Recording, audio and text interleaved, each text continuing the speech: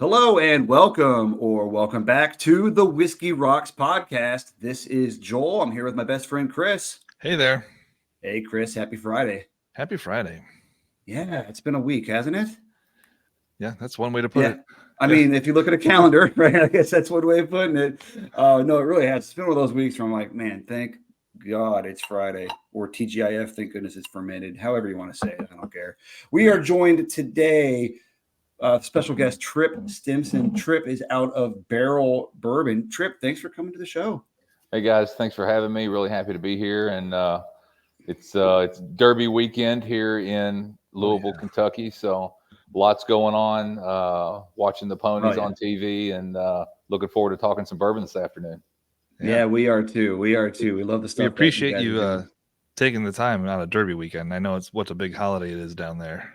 Oh, happy to, man. Always love talking whiskey. Well, I'm sure there's also some just great people watching you're missing, right? I mean, just seeing all the people walking around the city, right? Yeah, Derby's a lot of fun, and you never know what you're going to see, but it's great crowds. Everybody loves to get dressed up and walk around with your favorite dram, cocktail, beer. Yeah. So always a good time.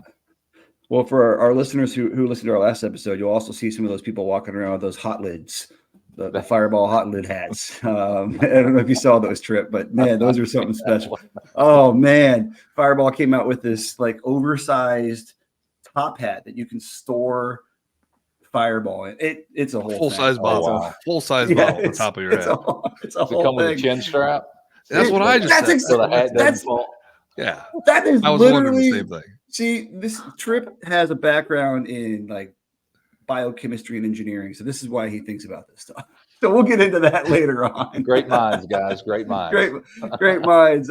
That's for sure. So Tripp, speaking of what is your role, just for our listeners out at Barrell Craft Spirits? So I am the chief whiskey scientist and chief distillery operations here at Barrell Craft Spirits. It's we all wear a lot of different hats around here. When you're a smaller company on the forefront of innovation, you do a little bit of everything. But I guess the majority of my day to day is responsibility for sort of the innovation and coming up with ideas to create blends, and then also the operational piece from taking those ideas from the lab through all of the processing work that we do, barrels all the way through to bottling. That's a great way of summing things up. Chief whiskey scientist is, I gotta say, one of the coolest titles. I was going to say the same thing, by the way. Right? Like that is so cool. It's one of those things we have to get our guidance counselors to talk about, because nobody ever told me that was a possibility when I was in high school. Right? Man, they're missing the mark on that one. They really are. It was always like chlorophyll. Like, what's that all about? But yeah, you're doing the real fun science over there. No, thanks for coming on again. And if this is your first time listening to the show, folks, what we typically do on the show is take whiskey and take rock and roll. We kind of see ourselves as that crossroads between the two things. Once again, when we have a guest on like Tripp, pare down the music a little bit, talk more about the brand that's here today, because honestly, that's what most of you guys are here for anyways. We all like to drink the whiskey. So huge fans of Barrell. So I'm really excited to talk to Tripp today about what's going on out there. And once again, thanks for being here. And thanks for all the support so far from all of our listeners. We'd like to start off our show with a couple stories that you might have missed.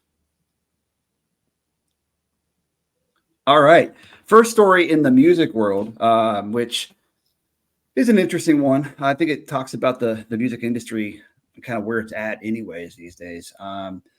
There was an agreement made last night between UMG and TikTok to basically restore a lot of the music on that platform. As an avid user of TikTok, I can say it definitely affected the user experience out there, right? A lot of the videos were getting muted and things of that nature. So it was encouraging to see that United Music Group and TikTok were able to kind of come to agreement.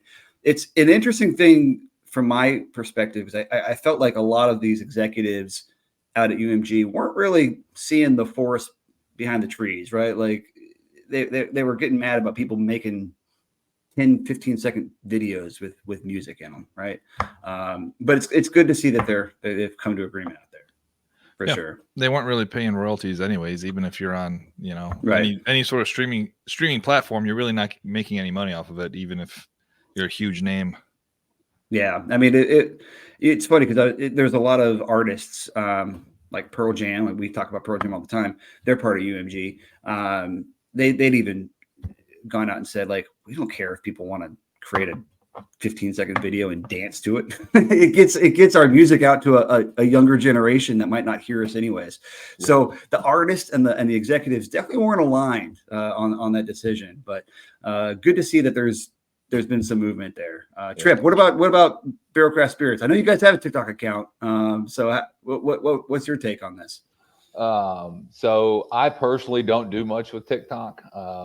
We have had a TikTok account, and I know a lot of people who use TikTok, and music always makes everything better. So I can appreciate the sort of the struggle that's going on there. And while I agree that, anybody who puts the type of effort into creating quality music should be compensated for those endeavors, I also feel like the 10 to 15 second blips that get tacked onto people's video really help to drive awareness. And that's the kind of awareness that you really can't pay for, right? You can't hardly reach those people with targeted ads. So I kind of feel like it's a benefit in a lot Yeah, for sure. It's that organic reach that you can't get, 100%. Right? And that's, as a brand with Barrel, organic reach is everything. And that's kind of the same thing with us in the podcast. We're growing this thing organically, and that is most important when you're trying to build something. So glad to see that there's been some headway out there because it definitely affected the user experience. There's a lot of people complaining about it over the last couple of weeks, and good to see that there's finally some traction there. In the spirits world. Chris, let's talk through that article you had sent. I think you can, let's talk about what you had sent over. I think it was a pretty interesting thing. So why don't you kick us off on this one? The World Health Organization has come out with a report saying that they estimate that at least 25% of all spirits consumed worldwide are illicit. And in some poorer countries, it could be as high as 40%. And that's dangerous and interesting. And everybody likes hooch. And I don't know. There's a lot of people that distill their own, and some people don't know what they're doing, and going blind drunk with the methanol or killing themselves. But other people are just unscrupulous and refilling bottles with whatever they want to do. The counterfeit piece. Yeah, the counterfeit. Yeah. It is an issue. And I'm curious, and we'll never have all the facts, but I'm curious on what that ratio is on people just making their own versus counterfeits that are just who knows what's in the bottle. Yeah, I've been hearing a lot about counterfeits out in the market these days. People basically resealing these unicorn bottles and things of that nature with whatever, who knows what's actually in there. It's a good conversation for the industry to be having. Because you don't want your product to get, I don't know, looked at in the wrong light. If somebody pays a lot of money for a unicorn bottle and then they open it up and it's absolute not what it's supposed to be in there, that does nothing for nobody, right? So certainly good that we're talking about it in the industry for sure. Tripp, have you guys experienced anything of that nature out in your space? So, counterfeiting as a whole in the spirits industry is an unfortunate issue, and it's not a new problem. It's been around. It's been around as long as spirits have been around, and so there's people are aware of it. We're becoming more and more aware of it. There's unfortunately not a great way to police it, we'll say. Yeah. And the steps to make sure you're getting what's supposed to be in the bottle is not quite as straightforward as people might like to think.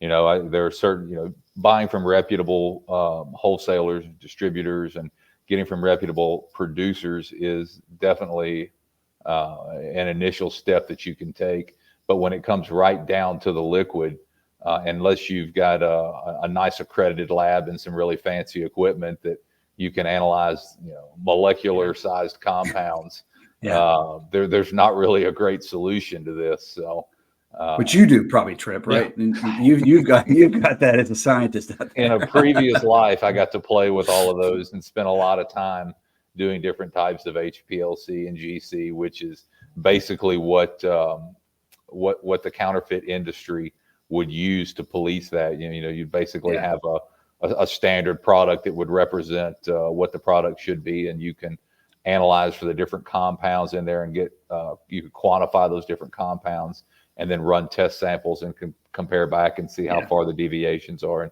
and determine how close with what percent accuracy you think that the sample is representative. And so it's a pretty lengthy process to go through, and it does happen. I mean, there are labs that do that every day.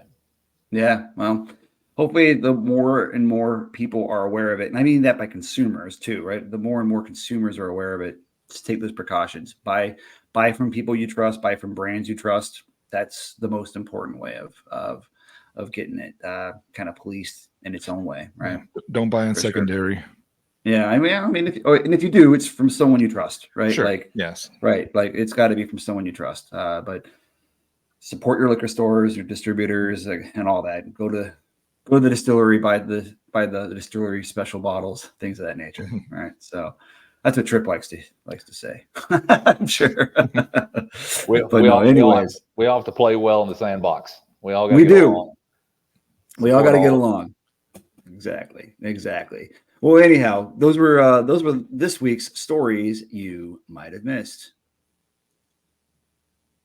All right, and now let's get into the main event tonight. Let's really talk through Barrell Craft Spirits. I once again just love basically everything I've had from Barrell. And I've had a lot.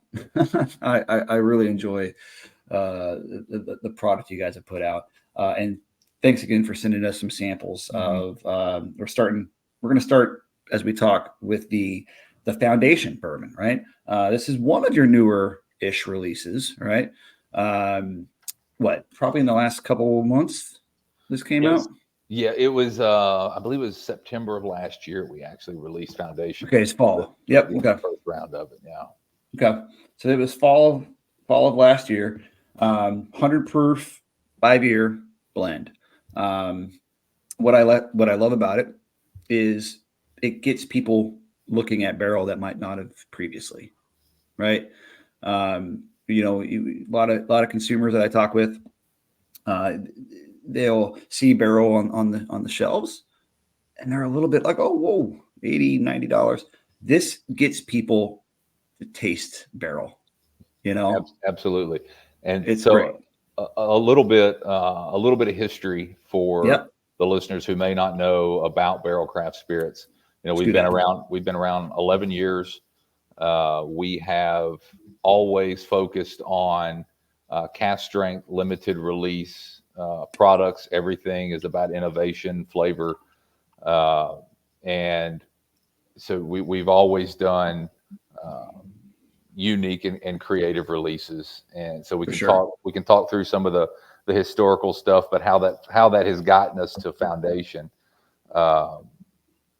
Foundation is actually our first product that we've ever added water to. And so one of the funny stories we like to talk about here is that prior to Foundation, the only water that we ever had in the building was the water that we drank. and for those of you who know, when you're blending to a finished product or to a finished proof, you have to cut that whiskey by adding water to get to whatever the proof is on the label. Previously, everything else that we've done being at cask strength, we didn't use that water. So this was a new experience for us to create something that was not cask strength. And so the fun part about this was, could we create something at 100 proof that drank like a cask strength product? Could we build in certain high quality, complex flavors and the unique experience of a cask strength product in a 100 proof product? And so that was really the approach of creating Foundation. And what this product does for us as a brand is, Joel, to your point just a minute ago, it actually gives people who are not familiar with Barrell a little more economical approach into the brand with some exposure. It's a little less risky for someone who might be willing to take a chance on a new brand. And for the consumer who has been familiar with Barrell for a long time, it is a product that could be considered the daily drinker or the daily go-to, and something that would do very well in cocktails as well. Yeah. And so, no, for sure. And so we have Foundation 5-year product. It's a blend of Kentucky, Indiana, Tennessee, and Maryland bourbon, 5, 6, 8, and 9 years old. Awesome.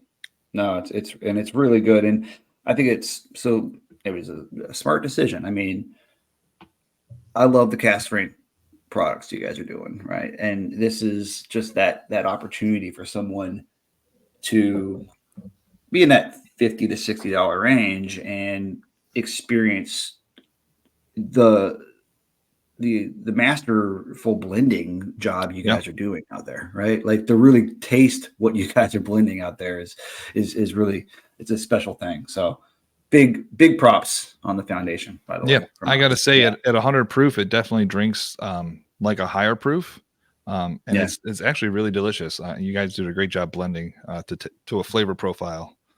I had some last night. I had some when I got the samples, and then last night I did the lineup and taking notes. No, it's really well done blend. And that's actually one of my questions for you, Tripp. In with all of your releases, do you guys tend to work backwards? You know, like do you have kind of like an idea of the flavor profile and then kind of work yourself backwards with your blending, or do you kind of blend and experiment? Like which way are we going? So really good question. And this is one of the things when people talk about blending, they sort of skip this step. And what I'm talking about is the way I talk about it is, how do we approach a blend? So when we're talking about creating a blend or blending a product, it's a little more than just dumping some barrels, right? Yeah, right. So we have an idea of the direction we want to go. If it's specifically a batch, we know we want it to be completely different from the previous 2, 3, 4 batches. So we're going to start with a base blend that is going to be a complex base blend, but it's going to be intentionally different from the previous iterations that we've done. And that's by design. And then as we would progress forward, the whiskey sort of speaks to the direction that we want to go. And so by tasting and blending and tasting and blending, you find holes or gaps in the blend that you can fill with other whiskeys or component blends that we have available to us.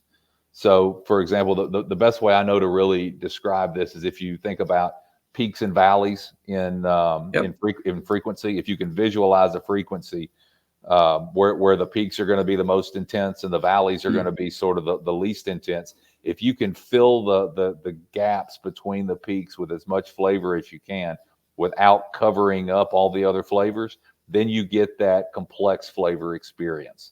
And I like that. You'll get to a point where you will actually those peaks will actually begin to overlap each other, and they begin to mute the overall flavors that are in the blend. So once you get to that point, you know that you've really super saturated the blend with flavors. You can't keep going. So you've got to sort of back up just a little bit to where those peaks begin to individualize, and you really get all of the flavor from each of those in the finished product. That's how we know we're at the end.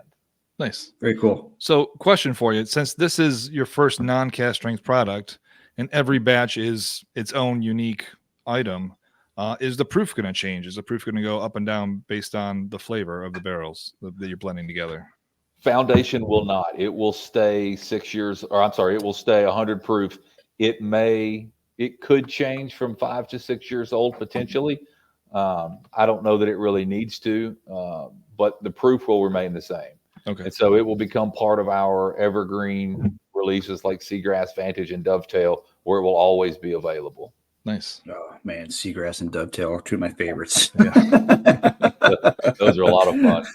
Like since we're on that subject real quick, man, how did you guys come up with Seagrass? That is something special. Yeah, I mean, that was it's a that's funny special story. product. Okay. It's Yep. Usually we have an idea about how we're going to, approach these types of products, and Yeah. we have blue sky meetings. We whiteboard these ideas, and we get some direction under us before we really start doing something.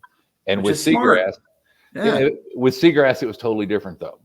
So I'm in the lab one day, and Joe comes walking down the hallway, and he just pokes his head in the door, and he says, "Hey," he said, "the next product is called Seagrass. It's going to be a rye. Find something to put in the bottle." I love it. And left. And I'm thinking, okay, what am I supposed to do with this? I'm in the middle of something else, and then I get this thrown at me. That's how Seagrass started.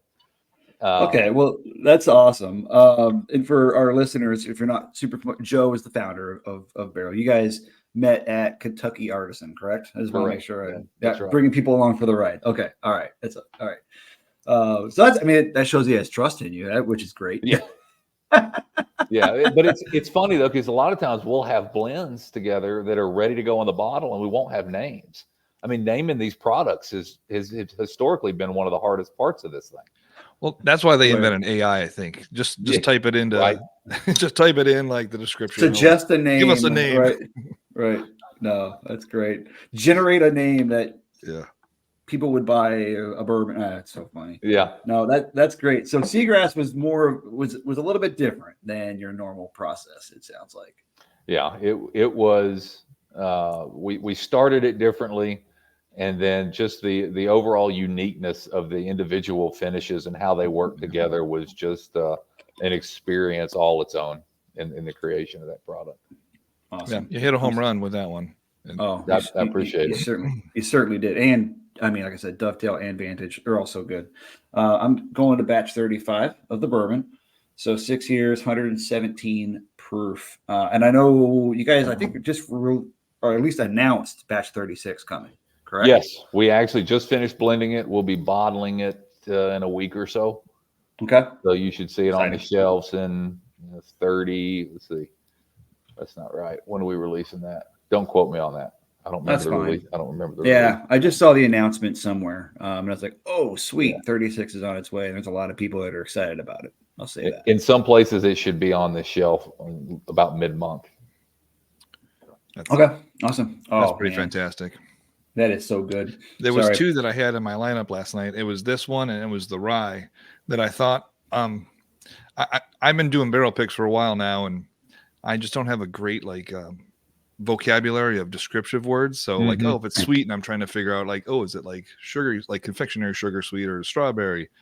But I realized the rye more than this one. I thought the nose and versus the taste were just different. Like what I was getting off the nose, and then when I go to taste it is like something else. Yeah.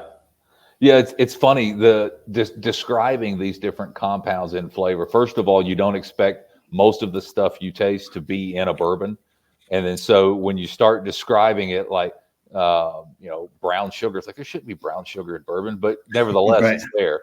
And it's so, or apples. And this is one of the funniest things when you think description, if you can keep getting more and more specific with the descriptor.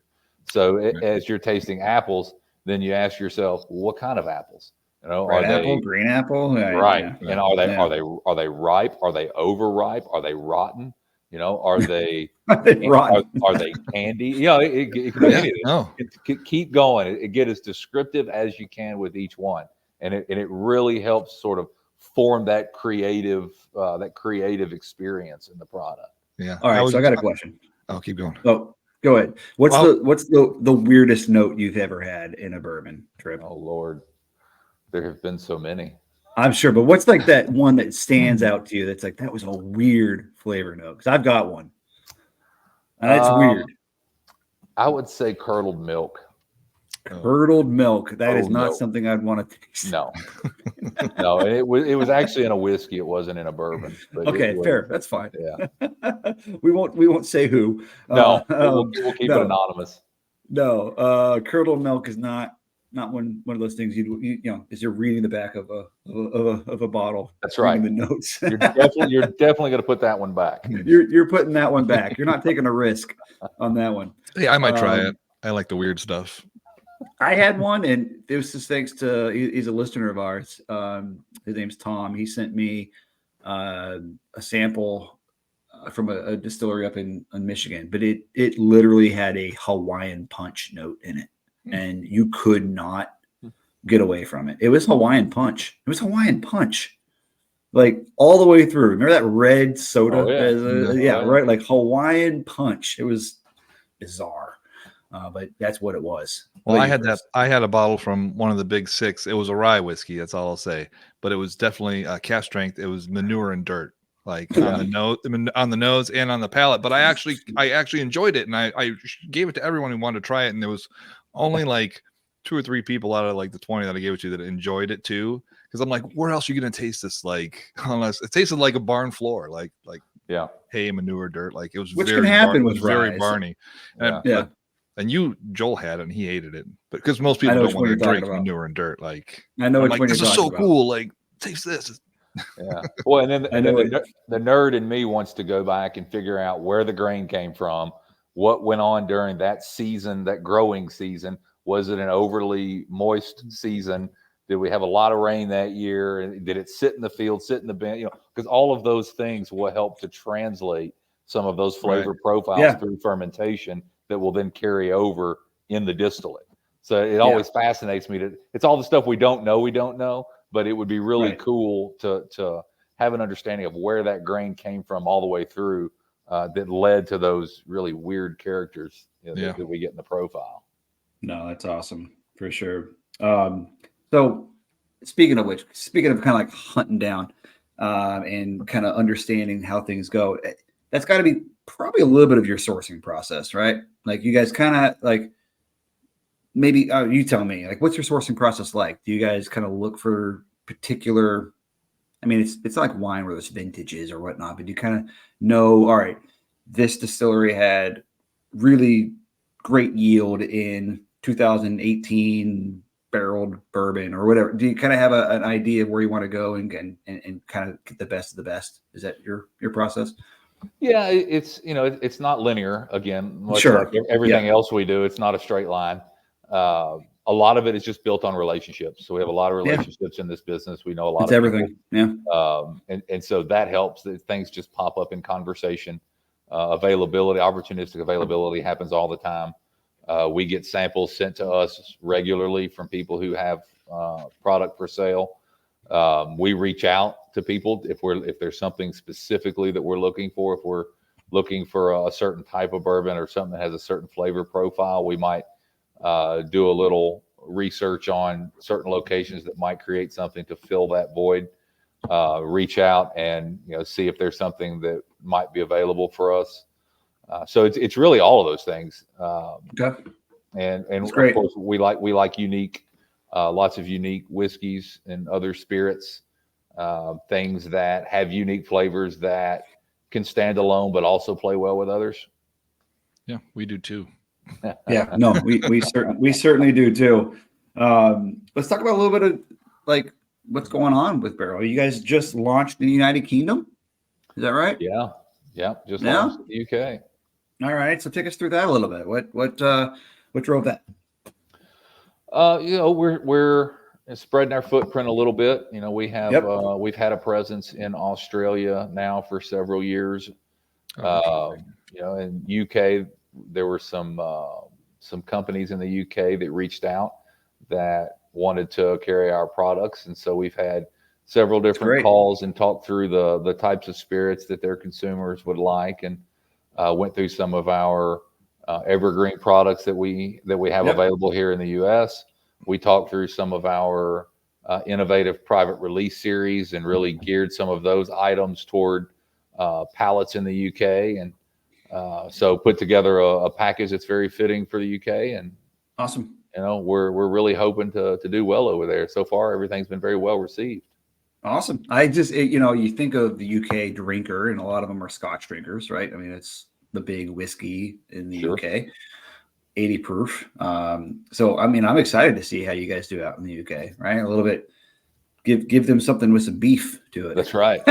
Put You know, some complexity over there. right? Give them some complexity. Exactly.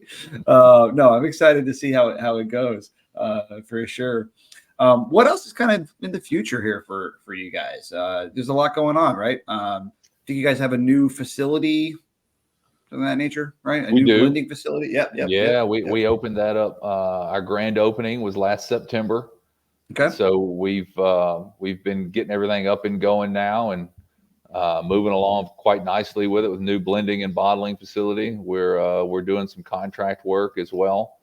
Nice. So if you have a bourbon brand and you're looking for some place to call home, that someplace that can do the processing and the bottling, and help with some of the legalities and all the paperwork and everything. So we're filling that void for some companies as well. Nice. Okay.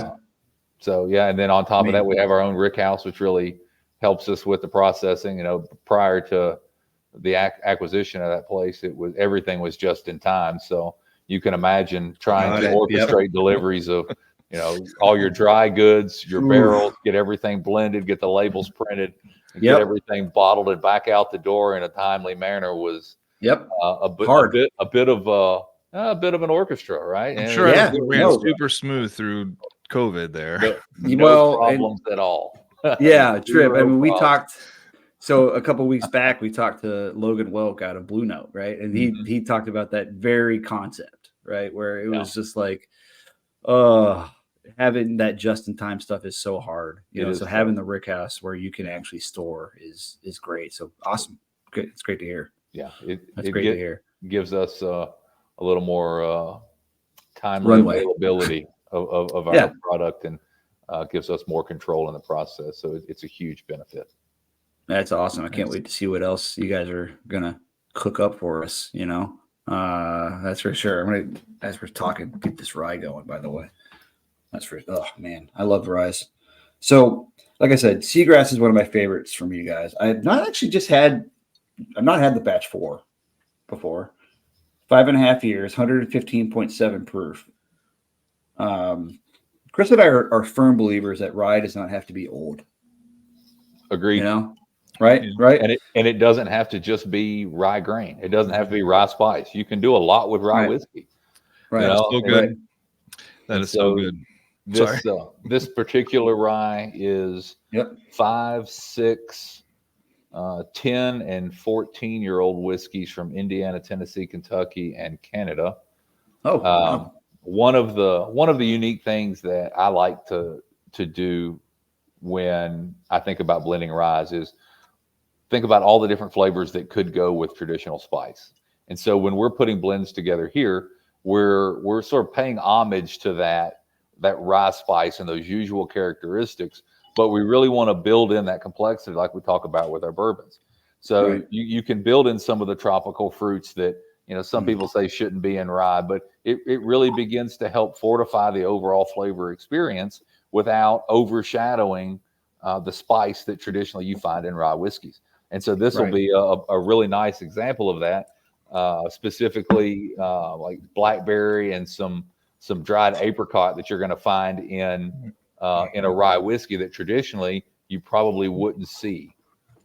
That nose is awesome. That nose is great right off the bat. Wait till you try it. I thought the nose was completely different than the taste. Well, the nose. They're both great, but it's almost like a switcheroo, and I love that. Yeah, a little bait and switch. I was getting like a lot of mint and like yeah. I mean floral, like very floral, menthol, a little bit menthol, a little floral, and then I was getting peach and like a decadent sweetness. Oh, that's good. Yeah, it was a lot sweeter than I anticipated when I had it, and even today. See, now that's a rye whiskey that once again, it is 115 proof, but it doesn't drink like it. It doesn't drink at all. It drinks really good below its punching weight for really, sure. Really good. I think this is one of those ryes where you talk to people and they get scared of rye a lot of the time. They get scared of it. Yeah. And I think 115 proof, if someone's afraid of rye, they're not going to pull for this, but like, wow, it doesn't drink that spicy hot at all. That's great. Great job with this one, Tripp. Thank you. Yeah, For sure. Something else we Absolutely. started doing with products is, for the last 10 years, people have always asked us, well, what's the mash bill? And if you know anything about blending, you're taking all these different whiskeys that Right. multiple whiskeys from multiple locations, and you're putting them together. And so mash bill, it's not as easy to calculate as it is by just getting the grains that went into the fermentation, right? So it becomes a math problem. And so after 10 years of people asking us what the mash bill is, we started actually doing what we call a derived mash bill. And so for all the different whiskeys that we put into these different blends, we'll actually go through, and based on the percent volume used in the blend, we will actually back calculate the grains from each of those whiskeys and give you a derived mash bill based on those percentages. That's awesome. And so, and on your finished product bottle, if you'll spin the bottle around, on the back, there'll be a small spot, for you guys anyway. You can see it right here. There's a spot for derived mash bill. That's awesome. And once again, transparency is everything, right? Like, we love it. 100%. The more transparent, more people know what they're drinking is. It's just so smart for you guys to do. Goes back to what we were talking about earlier around counterfeit stuff, right? I mean, just be transparent. It's great. I think it's awesome what you guys are doing there, for sure. What's kind of next for you guys? Like what's on the horizon for Barrell? So we're going to continue to innovate. We have lots of different projects going right now on that front. The private release series has really become sort of the innovation platform for us. We try all kinds of different blends and finishes, and a lot of times some of those are very, very well received, and they end up turning into products like Seagrass and Dovetail. There you go. Right. So recently we've launched our cask finish series, which is an individual cask finish series that we're going to release twice a year. We've done our Tale of Two Islands finish and the Amberana finish. I saw the Tale of Two Islands. That looks interesting, by the way. Yeah, that was a really Chris good is one. a big Peated Scotch fan. So did you see that one, Chris? No, actually, no. It was the first for me. I didn't see it. Yeah. So, man, the Tale of Two Islands was a great product for us because in 2018 we created this product called the Tale of Two Islands, and it was it was an 8-year-old Jamaican high ester pot still rum that we finished in Isla Scotch casks. Wow, that's the combo. It doesn't really sound like it works, but man, it was pretty incredible.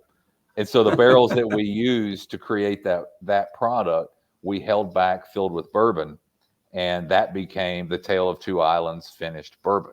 Oh, nice. Oh, man. And if you don't know that story, unfortunately, it's a little murky when you look at the label, because you're asking yourself, what's the Tale of Two Islands? And so we've done our best to explain that so that the consumer actually understands what's going on there. But it's a really phenomenal finish. Oh, I can imagine.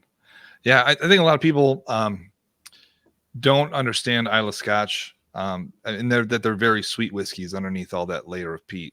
Yeah, and they're like tropical. They're like pineapple sweet. So I can definitely see the similarities between Jamaican pot still and versus like an Isla Scotch. There is a thread that goes through both those distillates or finished products, the rum and the Scotch. But yeah, no, I'll have to get one of those. I mean, I just want to try that rum too. You know what I mean? Yeah, like the rum was really good. I bet it was. Chris and I both started out as like rum drinkers back in the day, and then we got into scotches, right? Well, sure.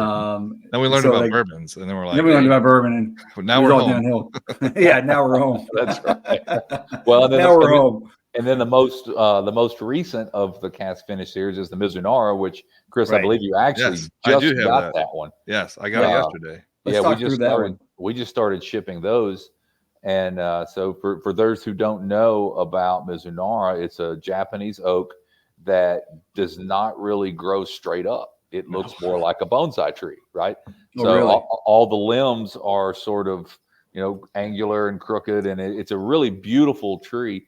But they take a minimum of like 200 years to grow before you can actually use the wood. And when you go to harvest the wood, you have to find stretches of wood that are minimum 33, 34 inches so that you can actually make a barrel stave with it. Wow. And so it's extremely difficult to do that. The barrels are extremely expensive.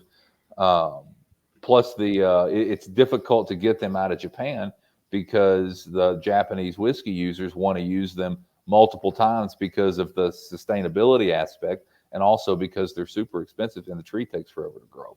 Yeah. So we were able to get our hands on several of those barrels. We got, I think, 25 or so of those barrels that we used in the creation of this particular cast finish release. And it turned out to be a fantastic bourbon finish. All right. Can I ask you to test me on my nosing and flavor skills what I wrote down? You're far away. All right. So for the nose, I got pear. And then I also said asparagus, which I don't like asparagus, but I'm not sure if that was the questionable one, asparagus. And then I just said slightly sweet. That's all I had on the nose. But on the taste, I had umami, and then dried apple, toffee, butterscotch, and hint of spice.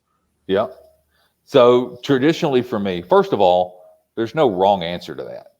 Right. No, I know, but you're the expert. You're the whiskey scientist. So there are for people who are afraid to speak their mind on whiskey, don't be. Because we're all individuals we're all individuals and unique when it comes to nosing and tasting. Not to mention that your palate changes on a regular basis, and it potentially changes daily based on what you eat, the mood you're in, all of the exterior variables that are impacting you at that moment. So if you taste something one day and don't taste it the next, that doesn't mean that you're doing something wrong. It's just your interpretation at that point in time. So having said that, I think your descriptions are great. For me personally, I do get a lot of herbaceousness, typically from the Mizunara wood. Traditionally, there's some sandalwood characteristics that are found in there. You can also find possibly a little bit of coconut that tends to come through in there too. And and there's a reason I typically won't say what I taste on interviews and tastings. Don't want to bias it, right? That's right, because you get that subconscious now, and all our listeners don't listen to me. Don't listen to me. Get yourself a bottle and find out for yourself. It's a fantastic blend. And I've had Mizunara products before, like 2 or 3 Mizunara oak finished, and they're always a little too spicy for me. They're just I think maybe that's the characteristic of that finishing barrel is just kind of just like peppery spicy, not maybe black pepper, I don't know. But this was a very well balanced. Like it does have just enough hint of that on the finish, and it's a fantastic blend. This is the best Mizunara product I've tasted, hands down. Thank you. Yeah, I appreciate that. And he's got a lot. I mean, once again, Chris is a lot of whiskey. so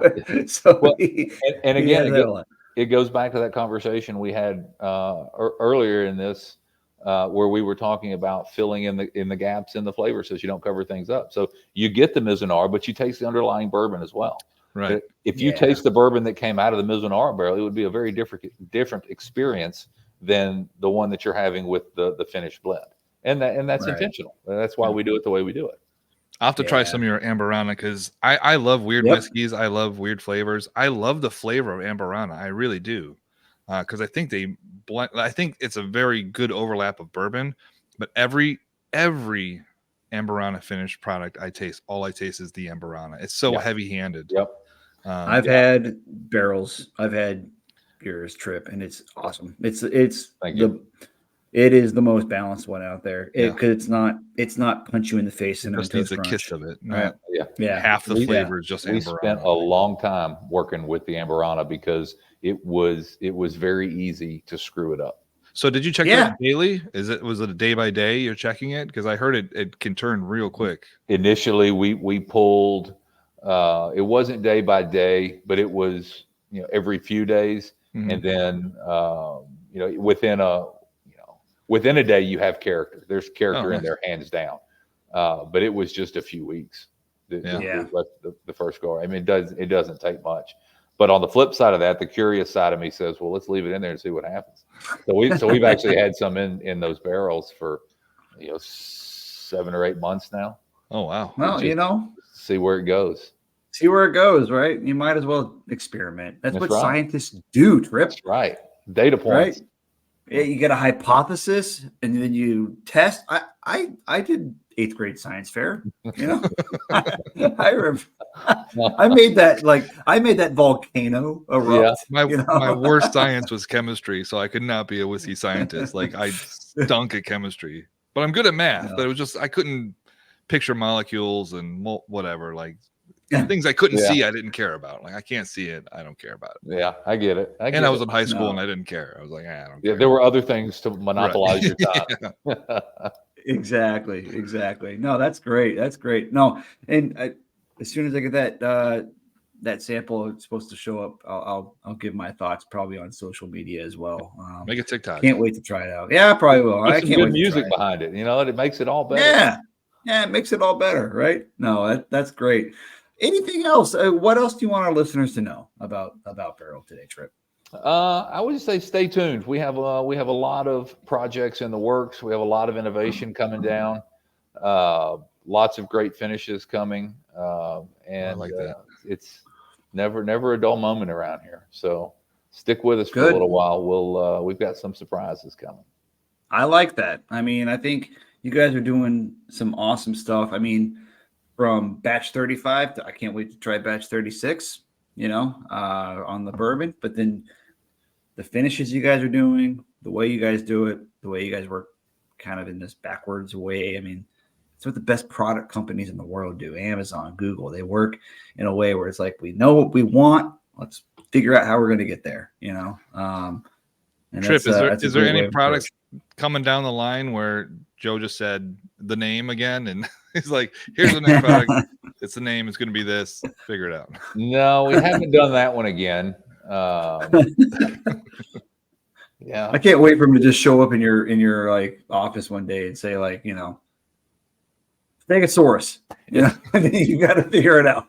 It's funny. I never know. We never really know what the day's going to bring, and that's really one of the things that I enjoy about this job is that it'll be the morning cup of coffee, and somebody will walk in and go, I have an idea. It's like, oh great, here we go. Hold on, let me get another cup of coffee before we start this. And so that's where you get some of the best ideas or some of the best products, because you're just throwing stuff at the wall. I mean, that's where the Tale of Two Islands came from. I was like, do you think this will work? No, that's a terrible idea. It'll never work. And then you start really playing with this stuff and allowing the liquid to dictate the direction of the conversation and the direction of the product. And as long as you're willing to follow it to the end, you'll never go wrong with it. Yeah, no, you're absolutely right. That's the way to do it. If you're trying to force, your vision down a rabbit hole, it's better just to, I always say flavor is king. 100%. I love innovation. I love blending as long as it works. Not the blending, but the innovation, like rapid aging. I'm not a fan of rapid aging, but if it worked, I would be a huge fan of it. Like that'd be wonderful. But taste is king. Taste is king. And 100%. Yeah. No, that's wonderful. Keep doing that, because the flavor innovations need to happen. And I think you guys have made such a smart decision with Foundation to get more of those entry folks into your brand, right? And then let them experiment with some of your other finishes. Such a smart decision. So I wanted to kind of touch on that here at the end. But just keep doing what you're doing. We love it. We love the innovation. Like, we need more innovation, that's and like blenders are more important than master distillers. Like that's where the magic happens. Yeah. We really truly feel that way. Like innovation is everything. Like this is a spirit that's been around for hundreds of years now. We got to keep spicing things up a bit, right? Like let's keep innovating. Yeah, absolutely. Yeah. So love that you guys are at the forefront of that and keep it going. We'd love to have you on down the road too and talk through some more of your upcoming releases. I'd love to come back and do it again. Yeah. 100%. Yeah. We'd love to do the same. We'd love to do the same. So anything else, Tripp? Is that it for the day? just want to thank you guys for having me this afternoon. I've enjoyed the conversation, and yeah, we've got some more stuff coming. So as soon as we get some of these things on the shelf, we'll have to do this again. Yeah, absolutely will. And folks, make sure you're following Barrel Craft Spirits on Instagram. I know they've got a great account there. They've got a TikTok account. Make sure you're following them on all their socials. Go to their website. They've got a great newsletter you can be a part of. You can be up to date on all things Barrel Craft Spirits. I think it's important to do. Pick up a bottle. You know, if you haven't yet made that dive into Barrel Craft Spirits, do it.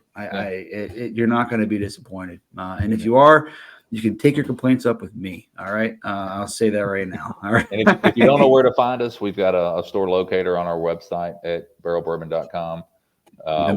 We also have buy now buttons on there for things that if we can ship to you, we will. So you can buy direct from the website. We can fulfill those orders as well. Awesome. That's wonderful. But yeah, please do it. We'll make sure to link to Barrel Craft Spirits in the show notes. But once again, thanks again for being here, Tripp. Enjoy the Derby weekend. Yeah. Thanks for having me, guys. It's good. Hope you pick a winner. Yeah, hopefully get rid of some of this rain and it clears up, and should be a beautiful Saturday. Yeah. Well, enjoy it. Thanks again for all the support on the show. Follow us on social. We got the Instagram, we got the TikTok now with unmuted videos, and we're excited to have you here. We'll be back in a couple of weeks with another episode, but you can find this episode on Google Podcasts, Apple Podcasts, Spotify, everywhere and anywhere you listen to podcasts. Once again, thanks for being here. Whiskey rocks. Sip hard.